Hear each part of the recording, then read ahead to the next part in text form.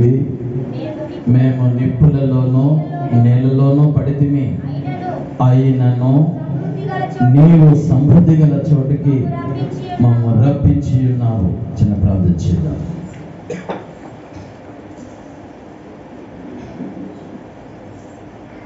ప్రేమైన తండ్రి, చదువుబడిన లేఖనం కొరకు వందనాలు. వాక్యమైన దేవుడు, నీ వాక్కు చేత ఈ రాత్రి మాతో మీరు మాట్లాడమని, మీరు ఆఖరికి మమ్మల్ని సిద్ధపరచమని యేసు నామములో అడుగుచున్నాము తండ్రి, ఆమేన్. దావీదు ఇలాగున తన ప్రభు నామాన్ని మహిమపరుస్తూ, సర్వలోక నివాసులారా దేవుని గురించి సంతోష గానాన్ని మీరు స్తుతించండి ప్రభావంతో అని చెబుతూ ఇలాగున ఆ కీర్తనలో ఒక మూలమైనటువంటి మాట చెప్తున్నారు. దేవా, నరులో మా నెత్తి మీద ఎక్కినట్లు చేసావు. మేము ఇప్పుడు ఎలా ఉందంటే మా జీవితం నిప్పుల్లో నీళ్ళల్లో పడిపోయినట్లు ఉంది. నిప్పుల్లో పడిపోయిన వానికి ఏమీ కనపడవు, బూడిదలాగా మార్చబడతారు. అగ్ని ముందర నిలబడినప్పుడు సమస్తము కూడాను కళ్ళు కూడా తెరవలేకుండా చేయబడతాయి. నీళ్ళలో పడిపోతే మనిషికి ఆక్సిజన్ అందక ఉక్కిరిబిక్కిరైపోతుంటాడు. కొన్నిసార్లు కుటుంబ పరిస్థితుల్లో, కొన్నిసార్లు ఆర్థిక పరిస్థితులు, కొన్నిసార్లు అనారోగ్య పరిస్థితులు, కొన్నిసార్లు కుటుంబంలో బంధువుల యొక్క మాటల బట్టో లేదా కుటుంబంలో బిడ్డల ద్వారానో పరిస్థితులు ఏదేమైనప్పుడు కానీ ఎలా ఉంటుందంటే ఉక్కిరిబిక్కిరిగా ఉంటుంది. అది బయటికి చెప్పలేరు, లోపల నిలవలేరు. చాలా కష్టం, ఉడికిపోతూ ఉంటుంది. నరులు మా నెత్తి మీద ఎక్కినట్లు చేసేవయ్యా. గడిచిన కాలం చాలా భారంగా ఉంది, మాకు చాలా కష్టం అనిపించింది. ఇక దీనిని మేము జయించలేం అని మేము అనుకున్నాం. ఇక ఇందులోనే మా యొక్క జీవ మరణం ఇందులోనే అని నేను అనుకున్నాను. నా పరిస్థితి అలాంటి పరిస్థితులకు వెళ్ళిపోయాం. మా ఊపిరి కూడా పేర్చలేని పరిస్థితులకు వెళ్ళిపోయాం.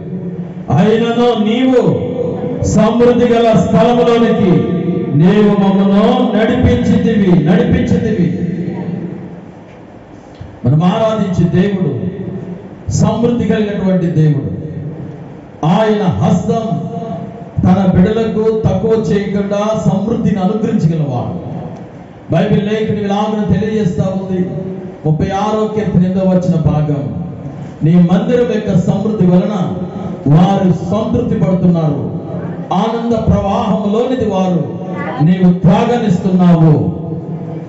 నీ మందిరములో నిలిచిన వానికి సమృద్ధి కలిగిన దేవుడు నీవు సహాయం చేయటకు. కొన్ని మాటలు మీకు పరిచయం చేస్తున్నాను.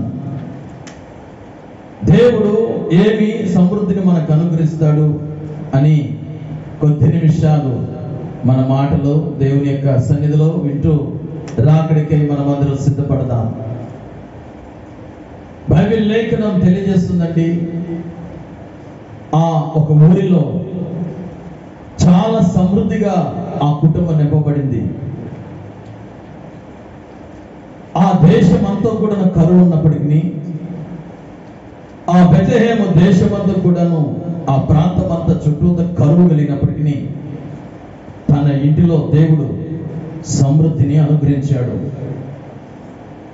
సమృద్ధి కలిగినప్పుడు ఆలోచనలు ఒకలాగా నడిపించబడ్డాయి. ఎక్కడికి వెళ్ళాలి అంటే మోయాబు దేశం కానీ పోదాం, చుట్టూ కరువు వచ్చేసింది, ఎప్పుడొకప్పుడు మళ్ళీ తాగుతుంది. మోయాబు దేశానికి పోదామని వారు ప్రయాణమయ్యారు. బైబిల్ లేఖనం తెలియజేస్తూ ఉంది.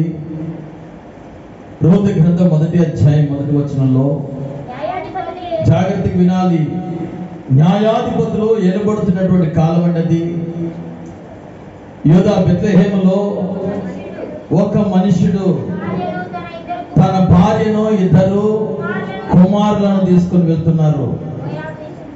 వారు ఎవరు అంటే ఎఫ్రాతీయులు అని చెప్పబడింది. ఎఫ్రాతీ గోత్రానికి చెందినటువంటి వారు. ఎఫ్రత అంటే ఫలభరితము అయిన జీవితం, ఫలభరితమైనటువంటి కుటుంబం, ఫలభరితమైనటువంటి జీవితం. దేశమంతా కరువు కలిగితే కరువు వచ్చిన స్థలంలోంచి ఎవరైనా వలసలు పోతూ తిరిగి మరలా వస్తుంటారు. ఏదైనా పని లేదు, కూలీ పనులు ఉండవు, ఆ ఊరిలో పనులు ఉన్నటువంటి స్థలానికి వెళ్ళి మరలా కొంతకాలంగా గుడారాలు పనులు చేసుకొని తిరిగి మరలా వస్తుంటారు. కానీ వీరు ఎక్కడ వాక్యం ఏం చెప్తుంటే, మోయాబు దేశంలో వీరు కాపురం ఉండటకు ప్రయాణమైరి. కాపురం చేయడానికి ఆ స్థలంలోనికి వారు ప్రయాణమయ్యారు. ఎవరు ఈ మోయాబు దేశానికి ప్రాముఖ్యమైన వ్యక్తి? లోతు తన యొక్క ప్రాంతంలో నిలిచి ఉన్నప్పుడు తన ఇద్దరు కుమార్తెలు తన తండ్రి ద్వారా వారు శయనించారు. ఈ లోక మర్యాద చొప్పున నడుచుకుందాం అని మొదటిది పోయి చిన్నదాన్ని కూడా చెడగొట్టింది. పెద్దదాన్ని పుట్టినటువంటి కుమారుడే మోయాబీయుడు.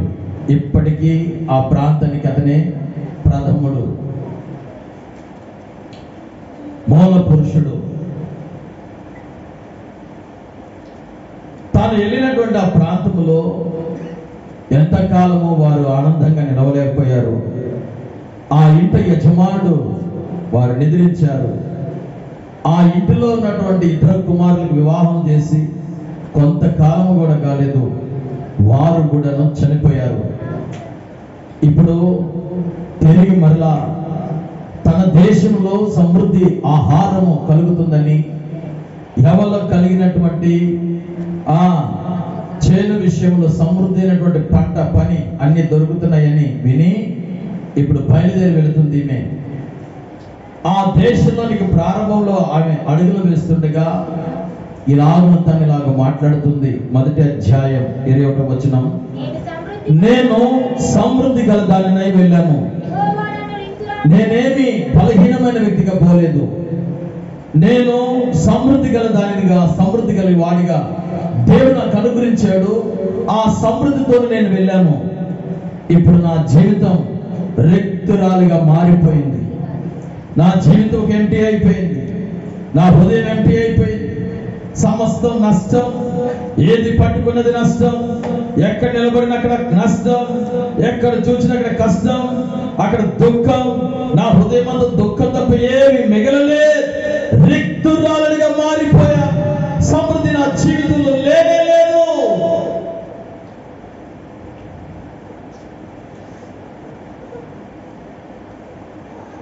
రిక్తులు అంటే ఏమీ లేనివారు అని అర్థం. ఏమి లేని వ్యక్తిగా మరలా ఈ స్థలంలోనికి వచ్చాను. ఏమి లేని వ్యక్తిగా మరలా దేవుని మందిరంలో అడుగు పెడుతున్నావు. నీవు నా దేవుడు చూస్తుండేవాడు కాదు. ఏమి లేని హృదయంలో చూచి ఆయన సమృద్ధితో నింపగలిగిన వాడు ఆయన. బైబిల్ లేఖనం తెలియజేస్తుంది. ఫిలిప్పీయులకు రాసిన పత్రిక 2వ అధ్యాయం 6-7 వచనాల్లో యేసు ప్రభువారిని చూపిస్తున్నారు పౌలు గారు. సంఘమా, మీరు ఆయన చూడండి, ఆయన తన్ను తాను తగ్గించుకొని యాదన చేయబడ్డాడంటే రిక్తునిగా చేయబడ్డాడు. తను తాను తగ్గించుకున్నవాడు రిక్తుడిగా మారిపోయాడు. 11వ వచనం చెప్తారు, తాను తాను తగ్గించుకున్నవాడు దాసుని పోలి దాసుల రూపాన్ని దాల్చి ఆయన మనల్ని హెచ్చించడానికై ఆయన తగ్గించబడ్డారు. ఎంతగా అంటే రిక్తుడిగా, ఏమీ లేని వాడిగా చేయబడ్డాడు. ఆయన నోటి మాట ద్వారా సమృద్ధి అయినటువంటి అనుభవాలు కలిగాయి. నోటి మాట ద్వారా భూమిగా సృష్టించిన దేవుడు, ఆయన మాట ద్వారా చూపును పొందుకున్నారు ప్రజలు. ఆయన మాట ద్వారా గుడ్డివారు లేపబడ్డారు. ఆయన మాట ద్వారా కోడి చేయి కలిగిన వారు, పక్షవాయుగల వారు లేపబడ్డారు. ఆయన నోటి మాట ద్వారా చనిపోయినటువంటి పాడి మీద శవం కూడా లేపబడింది.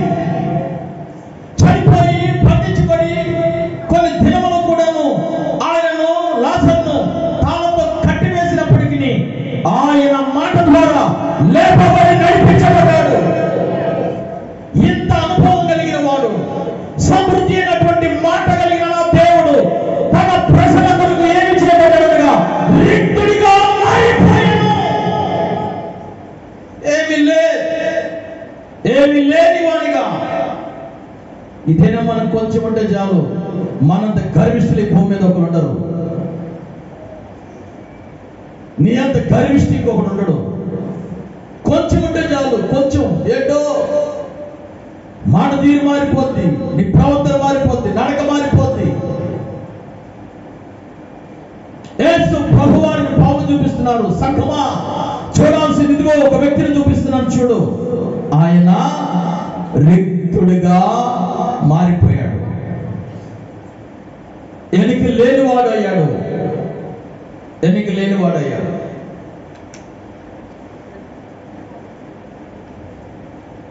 ఒక మాట ఇప్పుడు నేను తెలియజేయాలి. దేవుడు ఎప్పుడు ఒక వ్యక్తిని ఆశీర్వదిస్తాడు తెలుసా? దేవుడు ఒక వ్యక్తిని ఆశీర్వదించడానికి మునుపు చేసే పని ఏంటో తెలుసా? ఆ వ్యక్తిని మొదట రిక్తునిగా చేస్తాడు. ఆమె చెప్పి ఇప్పుడు గట్టి రావట్లేదు. మనం సగం సగంతో కుదరదు.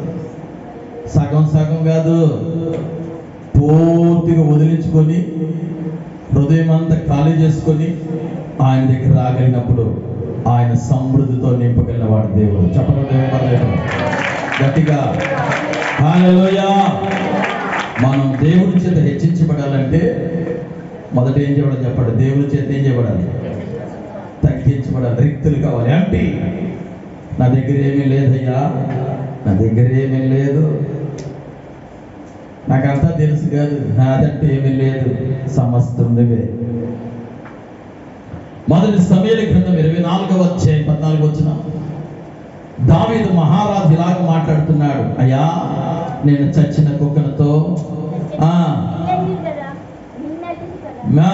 నేను తగ్గించుకుంటున్నాను అయ్యా.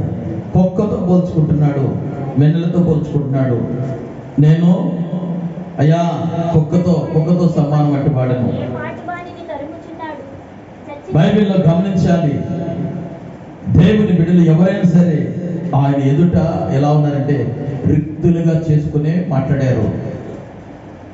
మేము నిలబడితే ఎలా జరిగింది, మేమంటే ఇట్లా, మేమంటే అంత గొప్ప. ఎవరికి గొప్ప? దేవుని ముందు మనం ఎవ్వరం గొప్ప కాదు. ఆయనే మహిమ ప్రభావం కలిగిన వాడు. ఆమేన్. దేవుని స్తోత్రం చెప్పండి. హల్లెలూయా. యేసు ప్రభువారు ఒక కానానులో ఒక పెళ్లి వివాహానికి వెళ్ళారు. ఆ పెళ్లి వివాహంలో జరగవలసినటువంటి కార్యమన్నీ జరిగాయి. ఇప్పుడు విందు భోజనాల దగ్గర ఘనత కలిగినటువంటి వారికి అందిస్తున్నటువంటి ద్రాక్ష రసము మిగిలిపోయింది. ఇక లేదు అవమానం. మరి అప్పుడే చెప్తుంది శిష్యులతో ఏమనంటే, ఆయన మీతో ఏమి చెప్పారో అది మీరు చేయండి. ఆయన ఏమి చెప్పారు అంటే ఇప్పుడు చెప్తున్నారు, ముందు బాణీలంట మీరు నీళ్లతో నింపండి అనగా శిష్యులు దాని అంచుల మటుకు నీళ్లతో నింపిరి. అప్పుడు ఆయన కార్యము ఆ బాణీల్లో జరిగెను. తగ్గించుకొని మొదట నీవు, తగ్గించుకొని మొదట నేను ఆయన ఎదుట నిలబడి ఆయన చెప్పినది చేయనప్పుడు మొదట మనకి ఏది అవసరమో ఆయన కార్యాన్ని చేసి చూపించగలవాడు. ఆమేన్. గట్టి చెప్పండి. ఖాళీ చేయబడాలి. అప్పుడే ఆయన నూతనమైన ఓటు చేత మనం నింపగలవాడు. ఏది దేవునికి అపవాదంగా, దేవునికి విరోధంగా, వ్యతిరేకంగా ఉన్నదో సమస్తము ఖాళీ చేయబడాలి. ఇదిగో కొంచెం పిండే అది పులిసిపోయింది, ముద్దంతా పాడు చేస్తుంది కదా, దాన్ని తీసి పారవేయి. ఆ తర్వాత దాన్ని కొత్తగా ఆయన చేసి నడిపించగలవాడు. వాక్యం ఈ రీతికి చెప్తుంది. బైబిల్లో యోబు అనేటువంటి ఒక గొప్ప భక్తిపరుడు ఉన్నాడు. అతను న్యాయాధిపతి, న్యాయం చేయగలిగిన వ్యక్తి.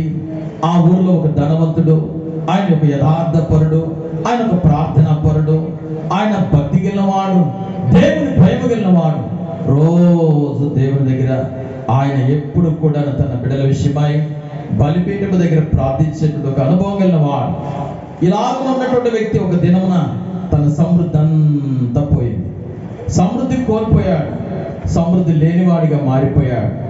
యోబు సమృద్ధి అంతా కోల్పోయినా తన బలము కలిగి ప్రభువు నిలబడడం వల్ల తిరిగి మరలా ఆయన సమృద్ధిని రెండంతలుగా అందించాడు. స్తోత్రం చెప్పండి. ఇప్పుడు మత్తయి సువార్త 9వ అధ్యాయం 23, 24 వచ్చిన భాగాలను గమనించండి. యేసు ప్రభువారి దగ్గరికి ఒక సమాజ మందిరపు అధికారులు వచ్చారు. ఆయన ఇంటికి తీసుకొని వెళ్ళాలని, తన కుమార్తె కొరకు ప్రార్థన చేయించాలని యేసు ప్రభువారు ఆ ఇంటికి పోయారు. ఆ ఇంటిలో అప్పటికే అందరూ ఏడుస్తున్నారు. ఏడుపుల చేత ఆ ఇంటిలో చోటే లేదు, అంత నింపబడిపోయింది. ఎవరితో? ఏడ్చే గుంపుతో, ఎవరితో? ఏడ్చేవారితో. ఇక అంతా అయిపోయిందని ఏడ్చేవాళ్ళు. కంటి కనపడిన దాంతో మాట్లాడుతూ ఇదిగో అంతా అయిపోయిందని ఏడ్చుకుంటూ ఉండేవాళ్ళు. నన్నుకు మాత్రం వచ్చయ్యా, వీళ్ళందరూ బయటకు పంపించు, ఏడ్చే గుంపంతా బయటకు పోవాలి. ఇప్పుడు ఏసయ్యా, నేనేదో నిన్ను పిలిచాను కానీ వాళ్ళందరూ మా బంధువులు, మా చుట్టుపక్కల వీళ్ళందరూ ఏమనుకుంటారు నన్ను? వాళ్ళు ఉంటారు పక్కకు దిగుతారు, పక్క సైడ్ జరగండి, మీరందరూ కొంచెం పక్కకు తప్పండి, నేను వస్తారు లోపల రండి సార్ అని అనలేదు. వెళ్ళండి మీరందరూ ఖాళీ చేయండి. ఇక్కడ ఏడ్చే వాళ్ళ అవసరమే లేదు, ఖాళీ చేయండి. పోయి నా ప్రభు సన్నిధి ఇక్కడికి రావాలి, నా ప్రభు సన్నిధి నా గుడారంలో నిలవాలి, నా ప్రభు సన్నిధి నా హృదయంలో నిలవాలి, నా ప్రభు సన్నిధి నా బిడ్డల హృదయాలు నిలబడాలి. మీరందరూ కూడా బయటికి వెళ్ళండి. ఈ లోక సంబంధమైనటువంటి దుఃఖం అవసరం లే, ఇదిగో నా దేవుని సన్నిధికి కావాలి.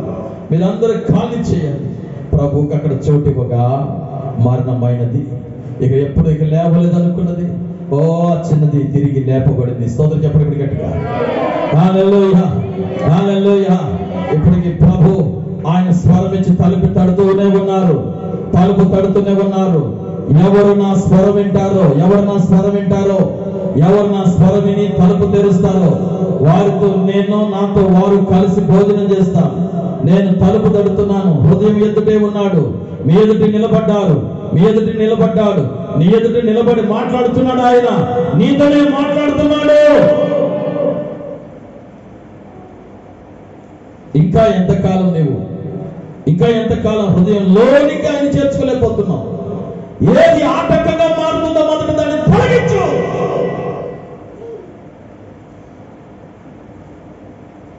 నువ్వు దాన్ని తొలగించకుండా నీ హృదయంలో ఉన్న దాన్ని బట్టి అందరూ కూడా దాన్ని ఏకీపించాలనుకో. మాకు నా దేవుని హస్తం చాపబడి ఆశీర్వాద దగ్గరికి మారాలంటే, తొలగించబడవలసిన వాడిని తొలగిపోవాలంటే దానికి వేరే మార్గమే లేదు.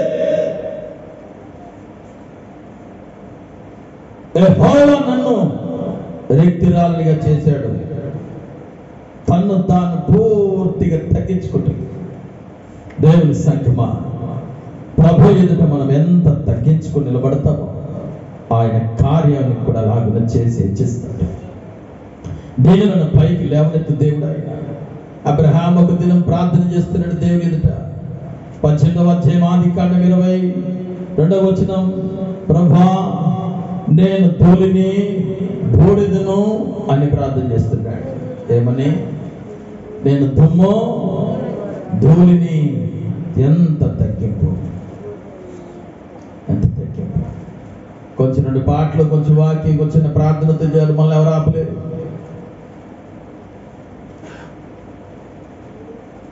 నా ప్రభు ఎదుట మనం అందరం కూడా దుమ్ము లాంటి వారు. ఆయన మనల్ని జ్ఞాపకం చేసుకుని మనమే పాటివారు. ఆయన మన జ్ఞాపకం చేసుకొని ఆయన రక్తం చేత కడిగి శుద్ధీకరించి ఆయన 2 స్థలములో మనం నిలబెట్టబోతున్నాడు, ఉన్నతమైన స్థానంలో. ఆమె చెప్పండి కూడా. ఆమేన్, హల్లెలూయా. నరులు మా నెత్తి మీద ఎక్కినట్లు చేశావు. మేము ఇప్పుడు నిప్పుల్లో, నీళ్ళలో పడిపోయినట్లు అయిపోయింది మా జీవితం. ఆయనను నీవు సమృద్ధి గల స్థలంలోకి మమ్మల్ని నడిపిస్తున్నావు. సమృద్ధి. నేను సమృద్ధి కలదాన్ని వెళ్ళాను, ఇప్పుడు రిక్తురాలిగా వచ్చాను. బుద్ధి వచ్చింది. లూకాసు సువార్త 15వ అధ్యాయంలో యేసుప్రభు వారు ఆయన వ్యక్తిత్వాన్ని గురించి చెప్తున్నారు. తండ్రి గురించి, పరలోకపు తండ్రి ఎలాంటి వారు చెప్తున్నారు. ఆ ఇంటిలో ఇద్దరు కుమారులు ఉన్నారు. ఆ ఇంటిలో చిన్నవాడైనటువంటి వాడు ఆ తండ్రి ఆస్తంతా తీసుకొని దూరదేశానికి పోయి నష్టపరిచేశాడు. నష్టపరుచుకున్న అతను దుర్వ్యాపారం చేసి పాడు చేసుకున్న తన జీవితం, పందులు మేపేవాడిగాను, తన ఒక అర్థమైనటువంటి అదే ఒక ఉద్యోగం దొరికింది. అదే ఎక్కువ, పందులు మేపేవాడు ఉద్యోగం దొరికింది. ఇప్పుడు తను కలిగి ఉన్నాడు ఆహారం కొరకై. ఏ మనుషుడు కూడా, నా యజమానుడి దగ్గర కూడా అతను ఆహారం అతను అనుభవించలేదు, యజమానుడు కూడా పెట్టలేదు. పందుల పొట్టు తినాలని ఆలోచన కొట్టింది. అప్పుడు బుద్ధి వచ్చినప్పుడు ఇప్పుడు అర్థమైంది. ఏంటో తెలుసా? నా తండ్రి ఎదుట నేను ఇలాగన ప్రార్థించాలి, పరలోకమందు ఎదుట నీ ఎదుట నేను పాపం చేస్తానని బుద్ధి వచ్చిన తర్వాత ఇలాగ అనుకుంటున్నాడు. నా తండ్రి ఇంట అనేక మంది కూలి వంటలకు సమృద్ధిగా ఆహారం ఉంది, సమృద్ధిగా ఆహారం ఉంది. నా దేవుని ఇంటిలో సమృద్ధి ఆహారం ఉంది. అది శారీరకంగా మానసికంగా బలపరిచే ఆహారం. నా తండ్రి ఇంటుంది, నా తండ్రి ఇంటుంది. నాకు బుద్ధి వచ్చింది, ఇప్పుడు అక్కడ పోవాలి. ఎలాగైనా కూలోడి కిందన పోవాలి, ఒక కూలివాడి కింద పోవాలి. కారణం ఆయన సమృద్ధిగా నన్ను నిలబెట్టగలిగినవాడు. ఆమేన్.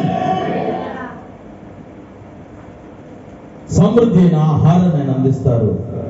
రెండో విషయం మీకు పరిచయం చేస్తున్నాను. కొలస్సీలకు రాసిన పత్రిక 3వ అధ్యాయం 16, 17 వచనాలు, 15వ వచనం కూడా చూద్దాం. క్రీస్తు అనుగ్రహించు సమాధానం మీ హృదయాలలో ఏలుబడి చేయనివ్వండి. దేవుని సమాధానం మీ హృదయాల్లో నిలబడాలి. ఏదో ఒక దినం ఆనందంగా, ఒక గడియ దుఃఖంతో, ఒక దినం ఒకలాగా, ఒక రాత్రికి ఒకలాగా, పగలు ఒకలాగా ఉంటున్నావు. ఆయన సమాధానం హృదయంలో నిలబడని, అది ఏలుబడి చేయాలి, అది ఏలుబడి చేయాలి, ఏలాలి. అందుకొరకు మీరు ఎలా ఉండాలంటే కీర్తనతో, సంగీతాలతో, ఆత్మ సంబంధమైనటువంటి పద్యాలతో ఒకరికొకరు బోధించు, బుద్ధి చెప్పుకొనొచ్చు, కృపా సహితముగా మీ హృదయంలో దేవుని గురించిన గానం చేయించు. సమస్త విధమైన జ్ఞానం, క్రీస్తు వాక్యం మీలో సమృద్ధిగా నివసింపనీయండి. సమృద్ధి అయిన వాక్యం మీలో నివసింపాలి. ఆమేన్. వాక్యం మీలో నిలబడినప్పుడు సమాధానం హృదయంలో ఉంటుంది.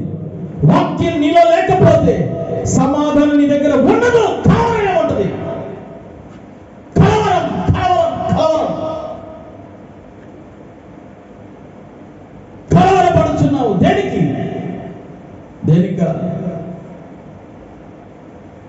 పౌలు అంటున్నారు, కీర్తనలు లేవు వాళ్ళ దగ్గర, ఆత్మ సంబంధమైన పాటలు లేవు వాళ్ళ దగ్గర. వారు దేవుని వాక్యం వారిలో నిలబడట్లేదు. వారు ఈ లోక సంబంధమైన వాటి విషయం మీద చింతిస్తున్నారు. కనుకనే దేవుని వాక్యం వారిలో నిలబడలేకట్లేదు. కనుక వాక్యం, ఈ మాటలు, ఈయన మాటలు విని వాటి ప్రకారం కట్టుకుని వాడు బండ మీద కట్టబడిన ఇంటిని పోలి ఉంటాడు. ఈయన మాటలు విని వాటి ప్రకారం చేయక నడిచిన వాడు, అట్టి వాని ఇల్లు ఇసుక మీద కట్టబడిన ఇంటిని పోలి ఉంటది. ఆ ఇంటి మీదకి వాన, గాలి, వరద వచ్చినాయి. కానీ దేవుని మాటలు విని వాటి ప్రకారం చేయువాడు ఆ గృహం, ఆ కుటుంబం కదల్చలేకపోయింది. ఏ గాలి, ఏ వాన. ఈ రాత్రి నేను చెప్పగలుగుతున్నాను, ఏ సమస్య, ఏ వరద, ఏ బలహీనతలు నీ కుటుంబాన్ని కదల్చబడలేనటువంటి అనుభూతి కట్టబడాలి. మీరు ఒక బలమైన, ఒక ఉన్నతమైన స్థానంలో నిలబడినట్లుగా వాన ఒక దాని తర్వాత ఒక చిలుక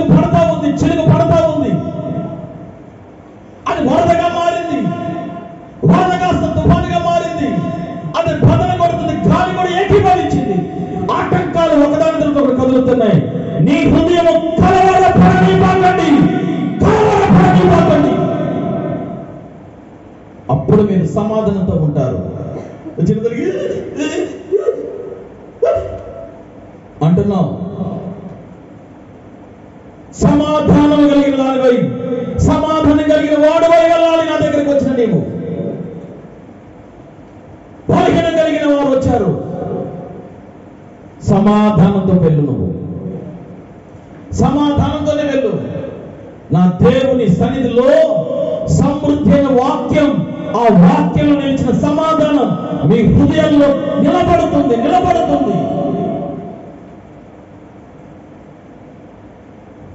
మొదటి పేతురు రాసిన పత్రిక 5వ అధ్యాయం 14 వచనం, క్రీస్తు నందున్నటువంటి మీ అందరికి సమాధానం కలుగునుగాక, సమాధానం కలుగునుగాక.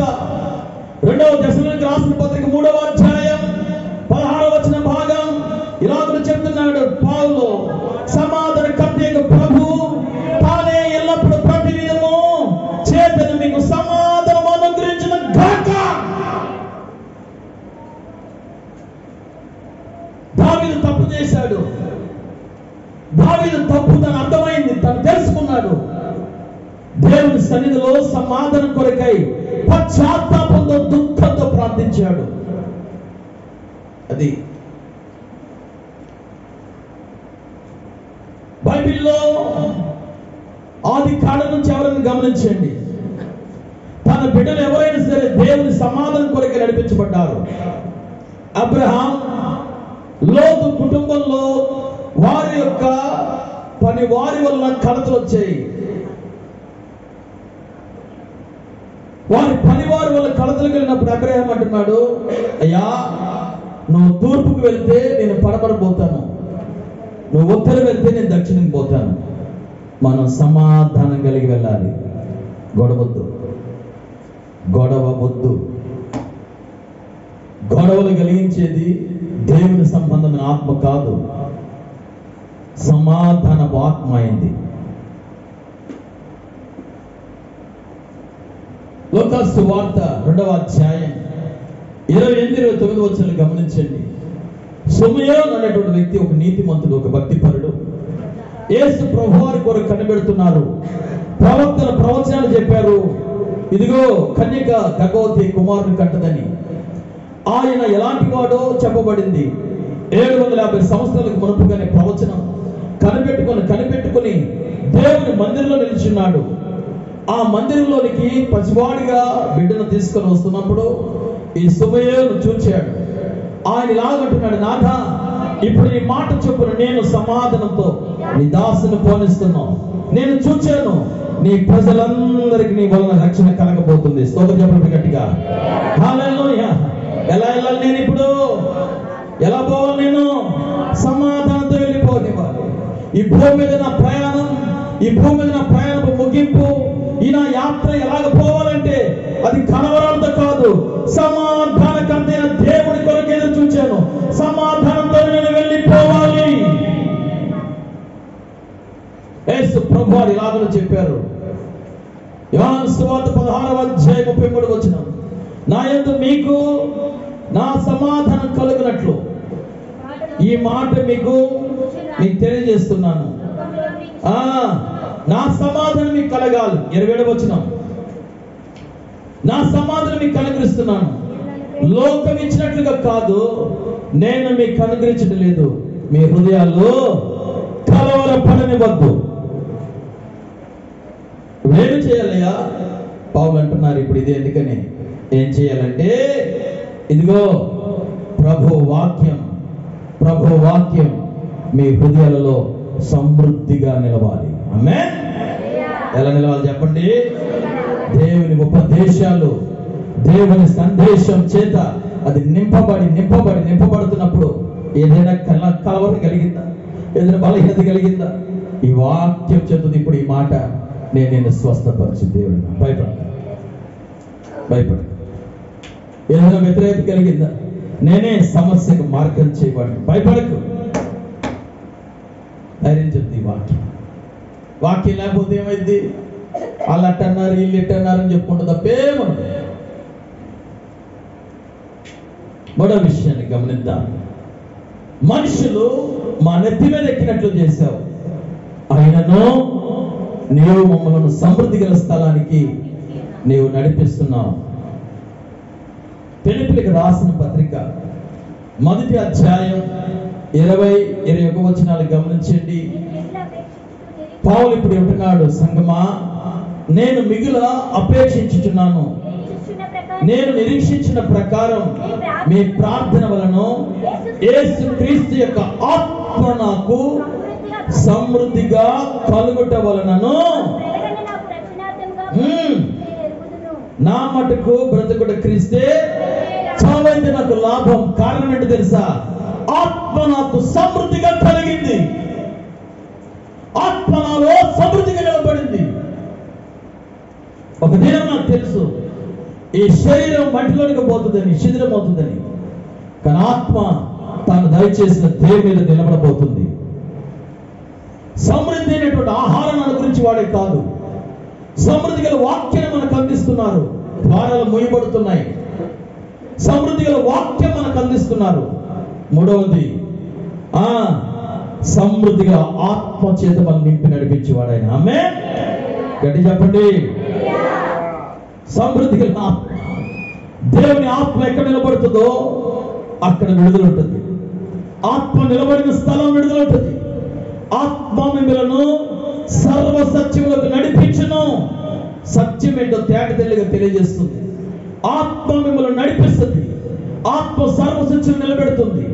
ఆత్మ మనకి విడుదల కలగజేస్తుంది. ఆమేన్. దేవునికి ఇష్టలుగా మారుస్తుంది. అది ఎలా ఉండాలంటే ఇప్పుడు మన హృదయాల్లో సమృద్ధిగా నింపబడాలి. గట్టి చెప్పండి. సమయం ముగించేద్దాం. ఇక 2వ పేతురు 4వ విషయం, 2వ పేతురు 1వ అధ్యాయం 11వ వచనం చివరి మాటలు జాగ్రత్తగా వినాలి. ఇప్పుడు సంఘానికి చెప్తున్నాడు. ఇప్పుడు మరలా, అయ్యా మీరిటి క్రియలు చేయవారైతే ఎప్పుడు కూడా తొట్టిల్లు పోరు. మీరు మన ప్రభు రాబోతున్నారు. యేసుక్రీస్తు వారు రాబోతున్నప్పుడు మన ప్రయాణం ఎలా ఉంటుంది తెలుసా? ఒక్కొక్కరిగా కాదు, సమృద్ధిగా మన ప్రవేశం కలగబోతుంది. సమృద్ధిగా వెళ్ళబోతున్నాం. రెప్పపాటుల ప్రభు ఎదురుకు వెళ్ళబోతున్నాం. ఆమేన్. గట్టి చెప్పండి. హల్లెలూయా. మీరింటి క్రియల విషయమై జాగ్రత్త పడాలి. ఏం క్రియలు?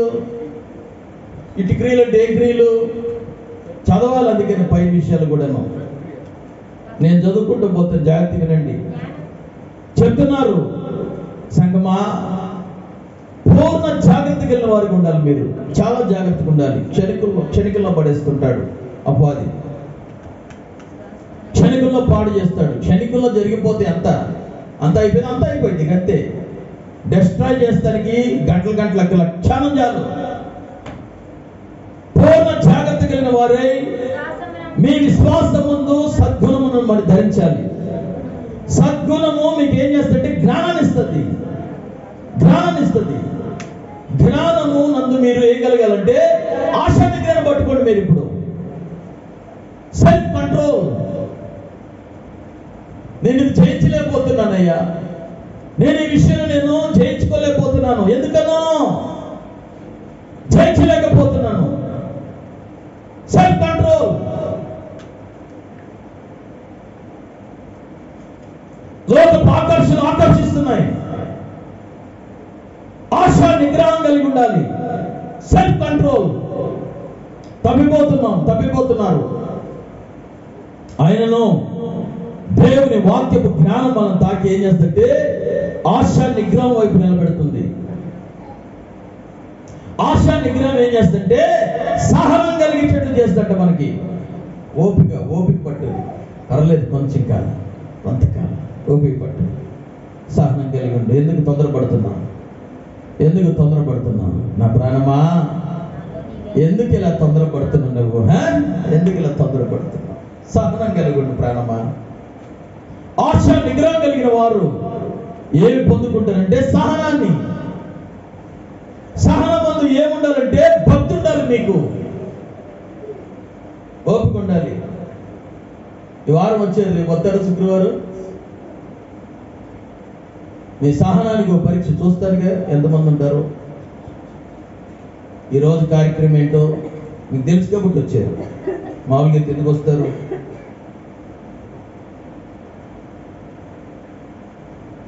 వచ్చేవారం గమనించారు. రండి బాబు అని మళ్ళీ అనౌన్స్మెంట్ చేసుకోవడమే కదా మనం. మీరు బహుభక్తి పరులండి, క్షమించాలి. భక్తి అందరూ చేస్తారు. దొంగ కూడా చేస్తాడు. దేనికి? దొరకకుండా మన దగ్గరే చేసాడు. మొత్తం అన్న పట్టుకెళ్తే వాడు కొడతాడు. ఏసయ్యా అంటాడు. ఏసయ్య వాడు మీ ఊడేనంట అంటాడు. ఇంకేమనాలి? భక్తి మీకేం నేర్పిందంటే సహోదర ప్రేమ నేర్పించింది. చూడండి, ఒక్కొక్క విషయం ఎంత చెప్పాలంటే సమయం సరిపోదు నాకు. ఇక పూర్వ జాగ్రత్త గల వారిగా ఉండండి. మీ విశ్వాసాన్ని సద్గుణం ధరించుకోవాలి. సద్గుణం మీకు ఏం నేర్పిందంటే జ్ఞానం పొందుకుంటారు. జ్ఞానంలో మీరు బలంగా పట్టుకోండి. ఆశా నిగ్రహం కలిగి ఉంటారు. ఆశా నిగ్రహం కలిగి ఉండండి. ఆ ఆశా నిగ్రహం మీకు సహనం నేర్పించింది. సహనం కలిగి ఉండండి. అది మీకు భక్తిలో సహోదర ప్రేమ ఏంటో నేర్పింది. వాళ్ళేంటి వీళ్ళేంటి, వీళ్ళలాగా చెప్పదు. సంఘంలో హెచ్చుతగ్గులు చూపించదు. అందరూ సమానమే. నా దేవుని దృష్టికి అందరూ సమానమే. అందుకనే ప్రభు ఒక ఆజ్ఞాపించాడు, నిన్ను వలే నీ పొరుగు వారిని ప్రేమించు. నిన్ను నీ కుటుంబాన్ని ఎంత చక్కగా ప్రేమిస్తున్నావో ఎదుటి వారిని కూడా అలాగే ఉండదు. సహనం ఏం చేస్తుంటే భక్తి నేర్పించింది. ఆ భక్తి అంటే ఏం నేర్పిస్తుందంటే మనకి దేవుని ప్రేమ అంటే చెప్పింది. సహోదరి ప్రేమ ఏం పొందుకుంటారంటే ఇప్పుడు మీరు ఆయన దయను మీరు అమర్చుకుంటారు.